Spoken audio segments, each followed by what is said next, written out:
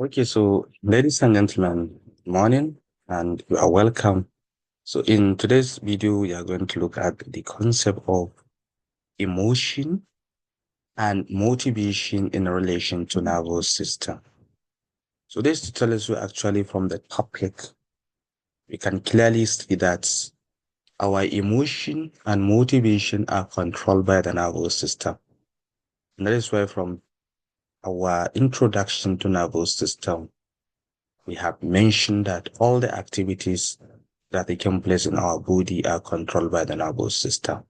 So we are now going to see how emotion and motivation are controlled by the nervous system.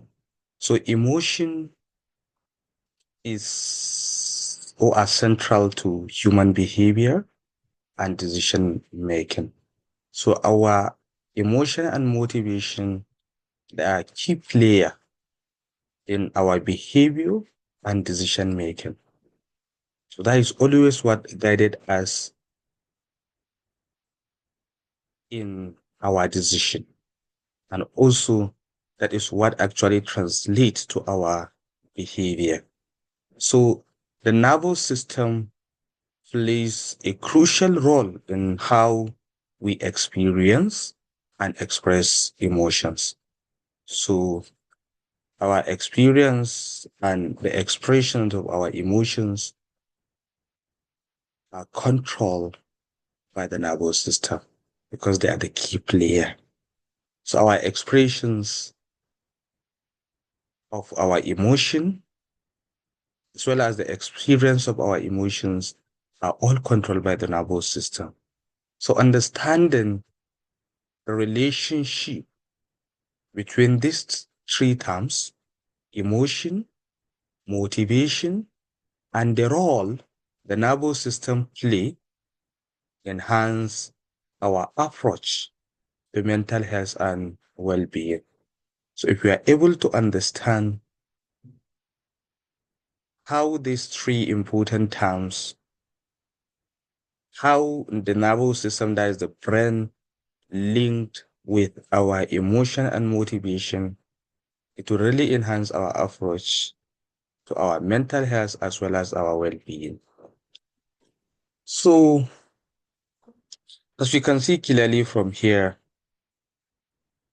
motivation or emotion is a distinct pattern of neural activity. So emotion is a brain activity or is a distinct pattern of our brain activity, meaning that our emotion is actually an activity that is controlled by our brain. And whenever there is emotion, there must be feelings. Of course, there must be feelings. And the feelings varies. It can be sexual feelings. It can be so many other feelings. It can be feelings for love. It can be feelings to something. So emotion links to feelings. It linked with feelings. And these feelings, it can be subjective experience. It can be phenomenological awareness. And it can also be cognitive interpretation. So also emotion is linked to our bodily response. So sometimes when we develop emotion for something, there are so many activities that are taking place in our body before we respond to that emotion. It can be, it can start actually from body preparation for action for that particular emotion. It can be, of course, there must be physiological activation and also the hormonal changes or changes in hormonal activity will also be experienced. So you see, our emotion linked to our bodily response, feelings, and also expressive behaviors. So sometimes when you develop emotions, the emotion can be societal signals and communications. So based on, sorry, social. So based on the based on your social interactions and how you communicate, that is also your expressive behaviors. Your expressive behaviors can be expressed based on your facial expression or your voice tone. So, ladies and gentlemen, it is very important to understand that our emotions are linked to our feelings, bodily response, and our expressive behaviors. So the way our behaviors are is based on our emotion and also the sense of purpose. That is how you quickly respond to a particular activity when you develop emotion. Like when you develop emotion, how do you act? How do you respond to that emotion? That is a sense of purpose. Some people will actually respond quickly without any consequences of any when they develop emotion for something. So they will just only respond without thinking of the consequences that will come after the decision or after making that activity. So the sense of purpose is linked to our impulse to action. That is how we quickly respond when we develop emotion for something. Well-directed motivational states, and then also the functional aspect to coping. That is when you develop emotion, what actually functional aspects or how did you respond? How did you cope to that particular emotions? So that is actually the sense of purpose. So one thing that we should understand, our emotion is what actually control or is what actually define who we are. Some people, when they have emotion, they can have a good feelings or bad feelings. And also the way our body responds are deeper. That is why we behave differently. And also our expressive behaviors. So I think from this, we will understand that our emotion is what guided our all activities. Whatever we are doing is controlled by our emotion. So that is why when you develop emotion before doing anything, try to see how you are going to cope with the emotion without having any issue.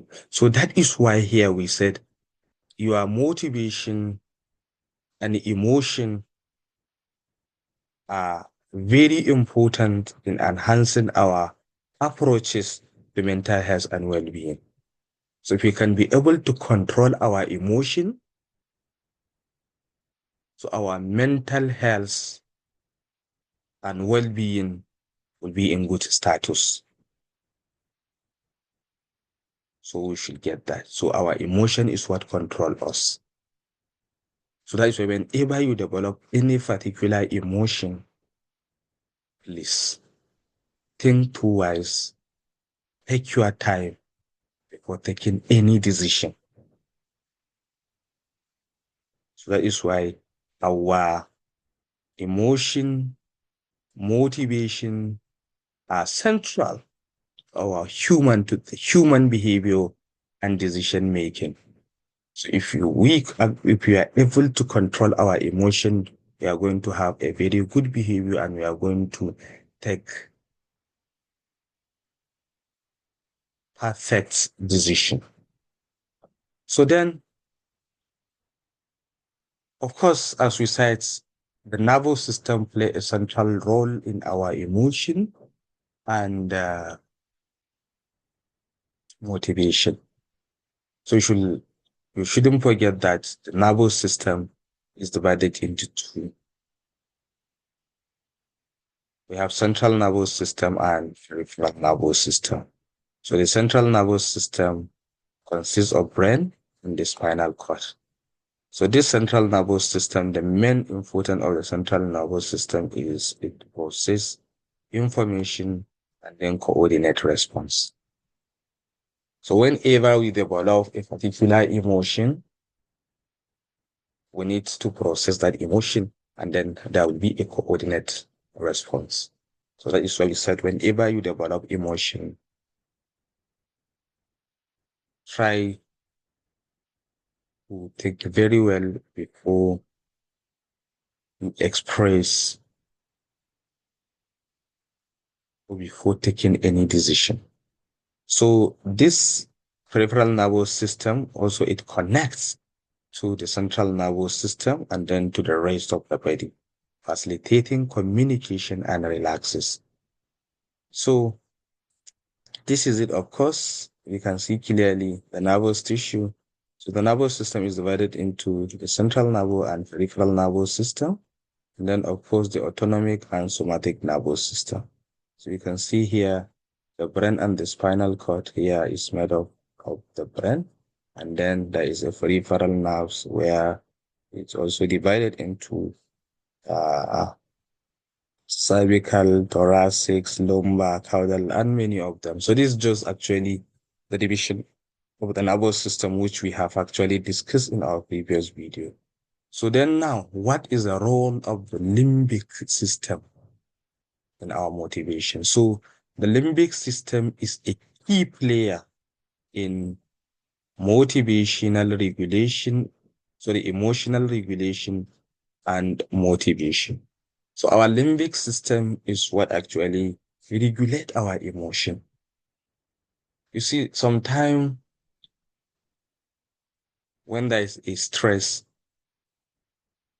we develop emotion. But regulating the emotion is very, very important, and that is the work of the limbic system. So what are the key structures that are there in the limbic system that play a central role in regulation of emotion? So we have number one, amygdala, we have hippocampus, then we have hypothalamus.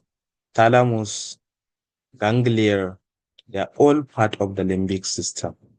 But these are the three major components of the limbic system that process our emotions and memories. So the dysregulation in the limbic system can lead to emotional disorders and motivational issues. So that is why sometimes it's because there is dysregulation in the limbic system. That is why some people become mad because there is emotional disorders and there is also motivational issues. Some people are mad and some people have or they have bad behavior because because of the dysregulation in the limbic system. So when the limbic system lose control, or when our limbic system lose control, then our behavior is not going to be sound.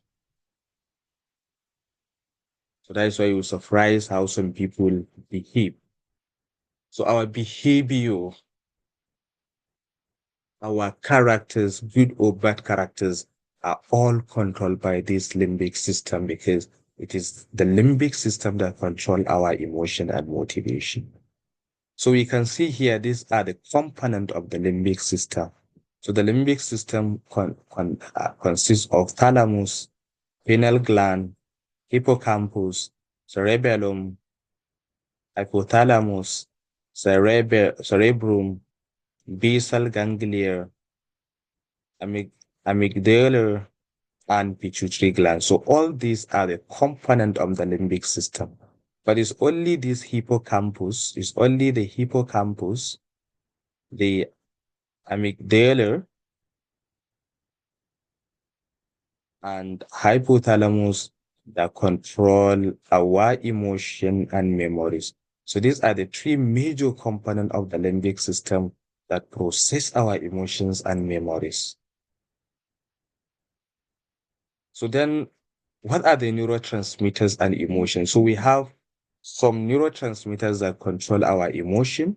So of course, neurotransmitters are the chemical messengers that influence emotional status and motivation. So now we are going to look at the neurotransmitters that control our emotion and motivation.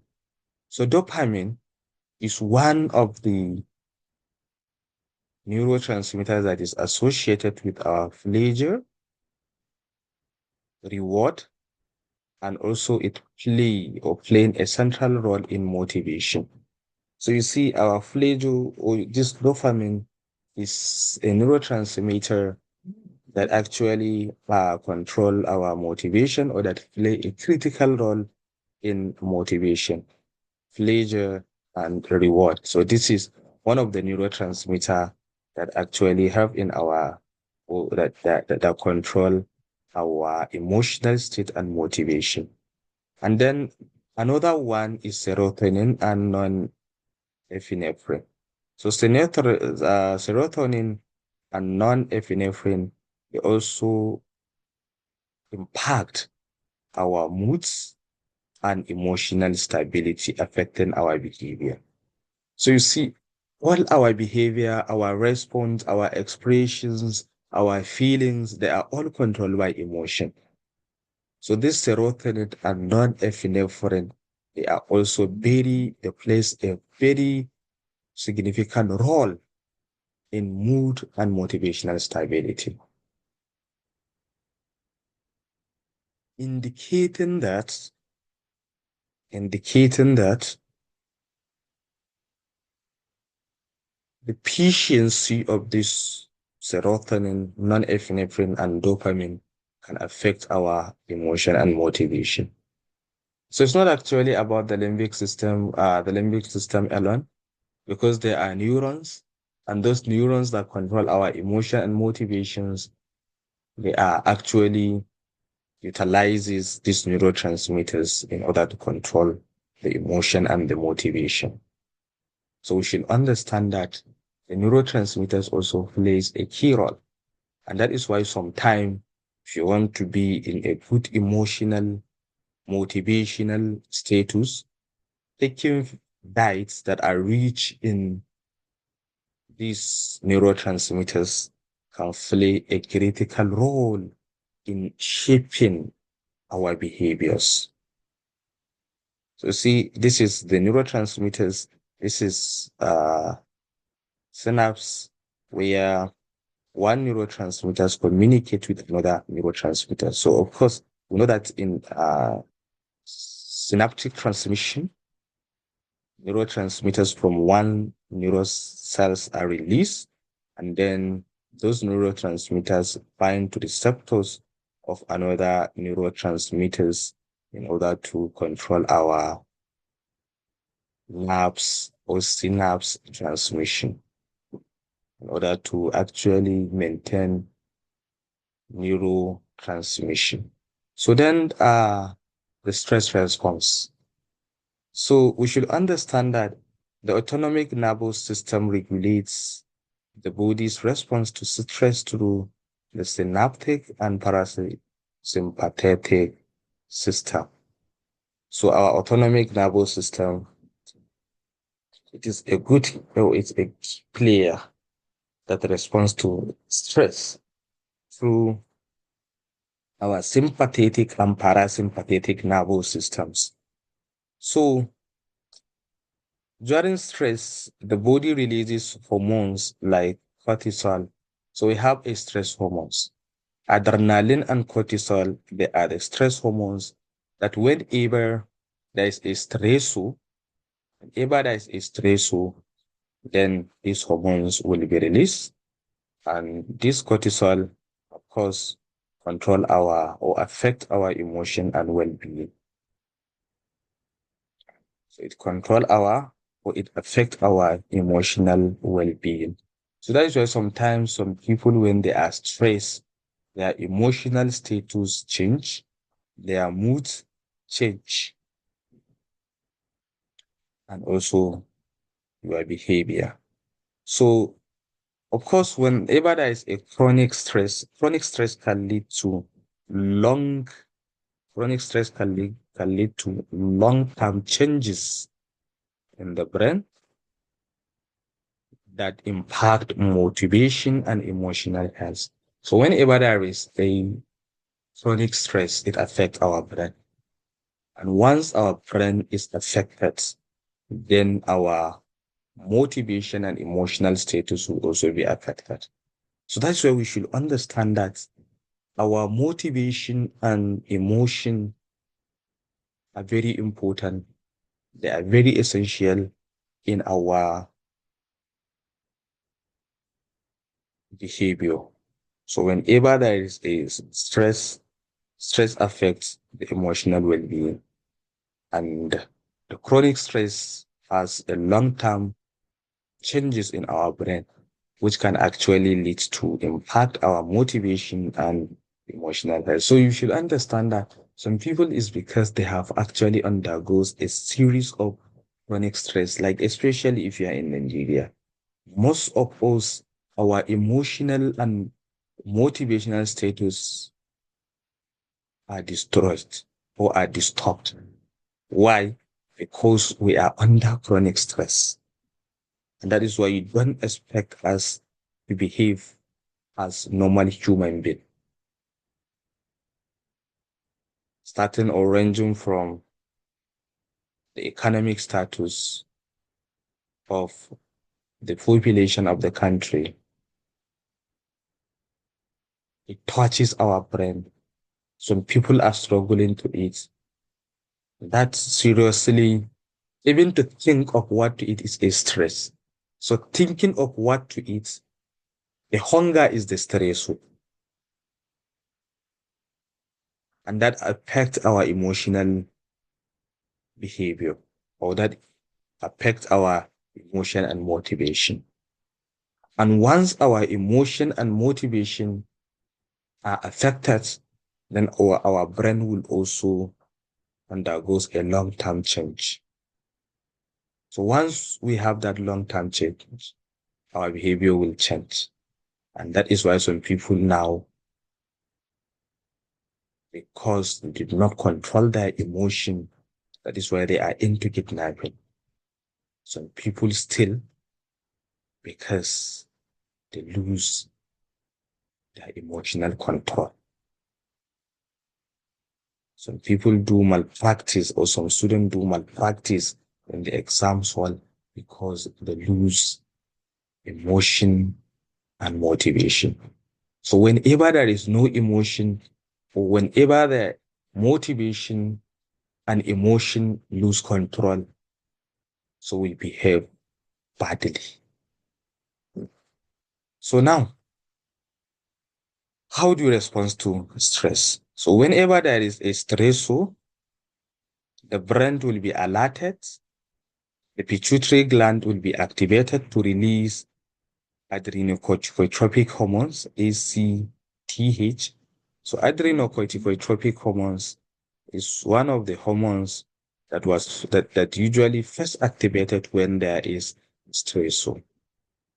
So the stressor, as I said, it can be a hunger. So it will actually activate the adrenocorticotropic hormones. And once the adrenocorticotropic hormones are released, then it will now activate adrenal gland to release cortisol, adrenaline. And when the cortisol and adrenaline level goes high in our blood, then what will happen? Our digestion will slow down. The digestion will slow down. There will be a tunnel vision. Our heart rate will increase. So there will be an accelerated heart rate whenever there is stress. And then there will be fast breathing.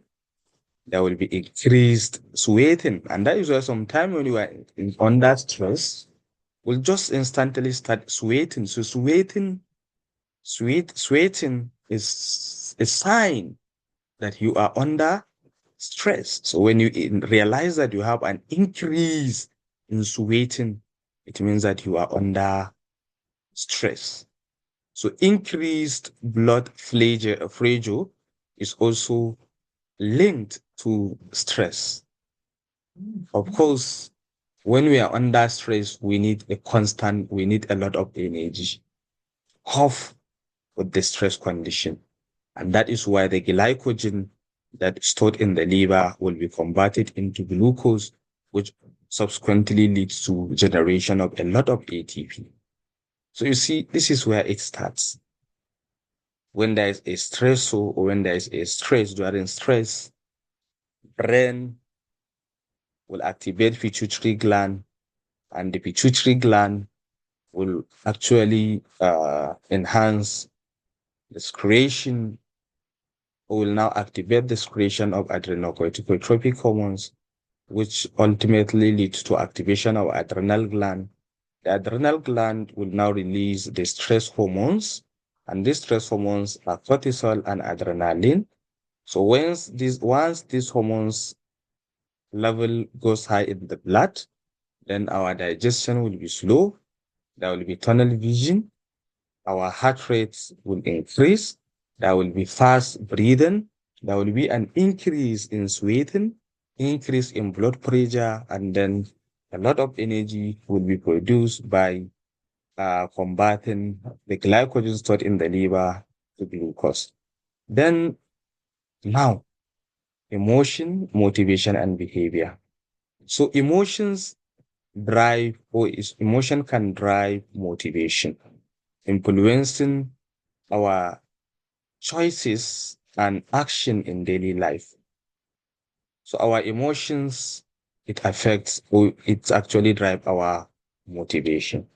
So whenever there is a good emotion, there will be a good motivation.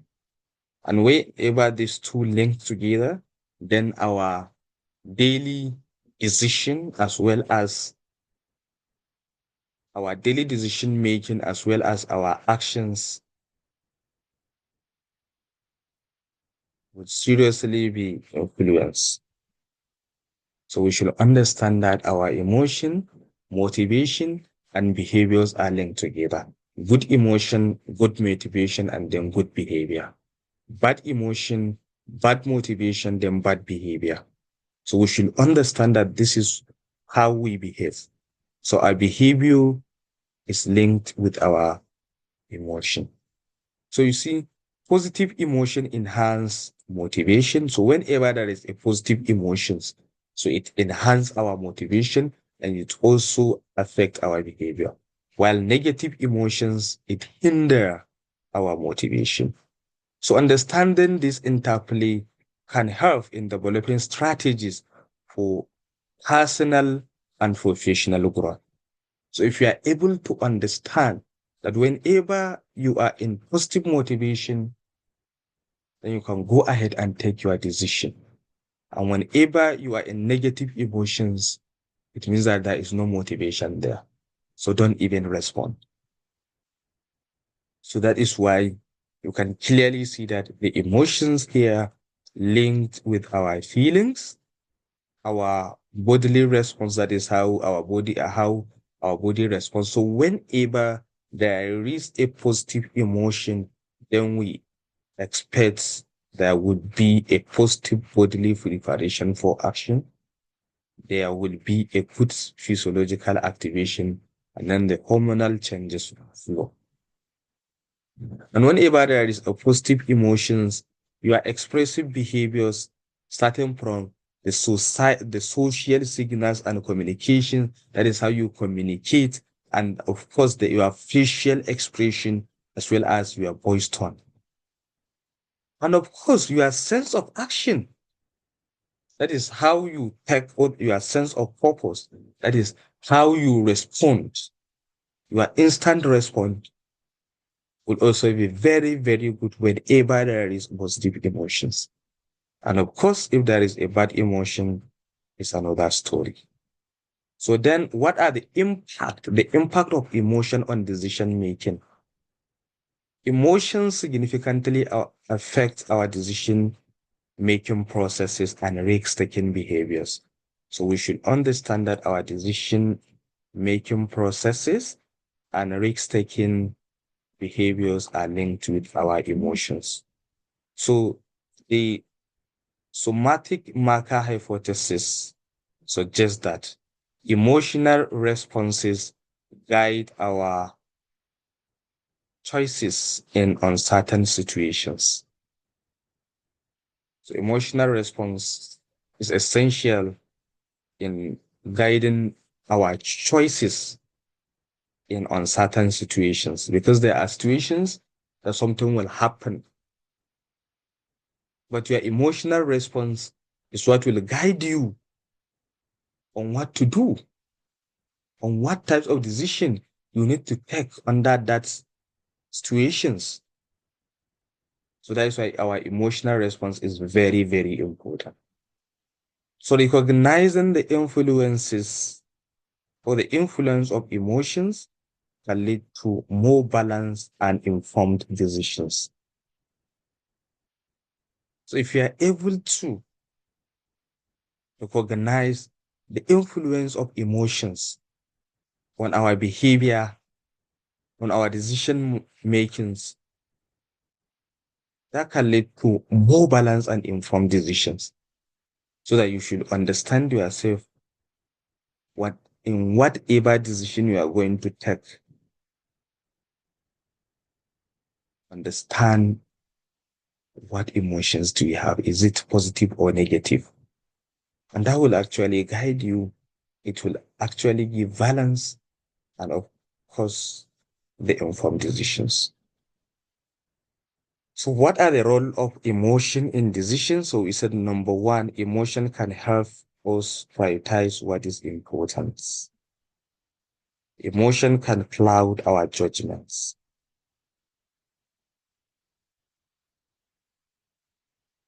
So that is why you should understand that our emotions, it really cloud our judgments. So that is why sometimes in our decision makings, there are points that we shouldn't use our emotions to take decision. And that is why there are rules that usually guide us. Because if we are going to use our emotions to take judgment, it's an issue. It is seriously an issue.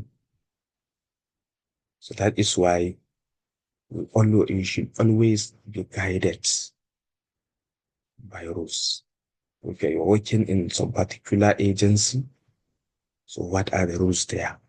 So in whatever judgment you are going to take, follow those rules. Because if you are allowed to take decisions based on our emotions, and that is seriously going to be a problem. So we shouldn't use emotion in taking judgment. We should always be guided by rules. So emotions can motivate us to take action. And emotion can lead to regrets. So you see, if you use emotions to take our judgment, so the emotion can lead to regret. So that means at the end, if we use emotion to take judgment, so definitely we may regret the judgment. So that's why we should always be guided by rule when taking judgment and decision. And that is why there is being constitution in the country, in each and every country. If we are allowed to use our emotions to do things, imagine what will happen. So, what are the emotional regulation strategies? Emotional regulation involves managing and responding to emotional experiences effectively. So if you now understand that, okay, there is this emotion. So understand how to manage and respond to that emotional experience effectively. So that will help you and that will guide you in whatever you are going to do. So techniques such as mindfulness and cognitive behavioral strategies can enhance emotional control. So mindfulness, we should be mindful of ourselves and our cognitive behavioral strategies can help or can enhance our emotional control. So improved emotional regulation can lead to better motivation and overall mental health. So when there is an improved motivational regulation, if you are able to control motivation, it can lead to a better motivation, and it will also, we are going to have overall mental health. So what are those emotional regulations? So you can decide to, name first, if you want to actually control your emotion, first, name the emotion. Is it a positive emotion or negative emotion? Then now, validate the motivation. That is it really positive or negative? Be sure of what types of motivation is that. And then identify triggers. What triggers the motivation? Is it the triggers? Is it a trigger that enhances positive emotion or negative emotion? So you try to do that. Then if you are able to do that, then you should be mindfulness. You should be mindful of the motivation, of the emotion. Then you can also talking through the emotion is also important. Journaling, notice when you need a break. If you are doing any kind of work and you understand that there is an emotion, then understand what time do you need to take a break so that to settle down before taking any decision. And good sleep hygiene is also very important in our emotional control. And sometimes you can consider therapy because some of the emotions are disease. So you need to see psychiatric doctor for better therapy. So this is how we actually regulate our our emotion. First, you name the emotion. Is it positive or negative emotion? You validate. What type of emotion is that? Is it positive or negative? Then identify the triggers. What triggers that motivation? So if you are able to then be mindful. Okay, this is what causes the emotion. Before taking decision, you should be mindfulness. Talk with your friends. Talk with your friends. That okay, this is what happened. Then you discuss. Then also notice when you need a break. And good sleeping is very important in our emotional control. Therapy is also very important. So, ladies and gentlemen, these are the strategies that we need to follow in order to control our emotion. So then what are the links between motivation and mental health? So motivation and emotional state are closely linked to mental health outcomes. So if you have actually positive emotion, there will be positive motivation, and of course, there will be a positive mental health outcomes. So low motivation can contribute to depressive symptoms. Whenever there is a low motivation, there's a likelihood that there will be depressive symptoms. And high motivation can foster resilience. Can foster resilience. Can change someone to do something that is even not expected because you are motivated. If you are at work and you are motivated, you can do unexpected. You can make impossible to possible. So addressing motivational issues can be a crucial part of treating mental health disorders. So that is why some people, they have mental health disorders because they lose motivation. So, but if you can address their motivational issues, their mental health status will be balanced. So the overlap between physical and mental health. So you can always try to understand yourself before treatment and during the treatment and after treatment when there is mental health disorders. So that one is also very important. So this is the link between motivation and mental health. So whenever there is motivation, there will be, or the mental health will be balanced. So some people is because they lose this motivation, and that is why there is no proper mental health.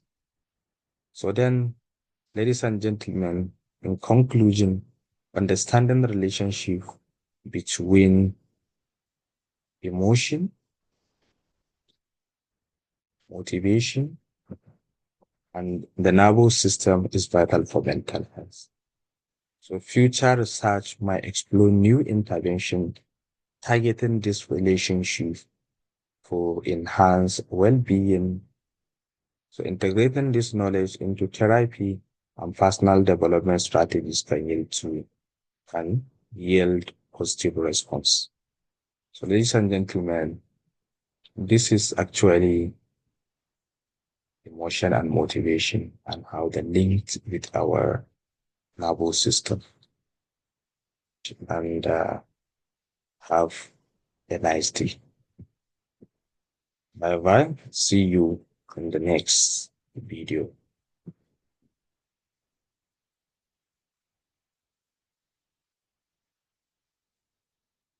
So I hope also and try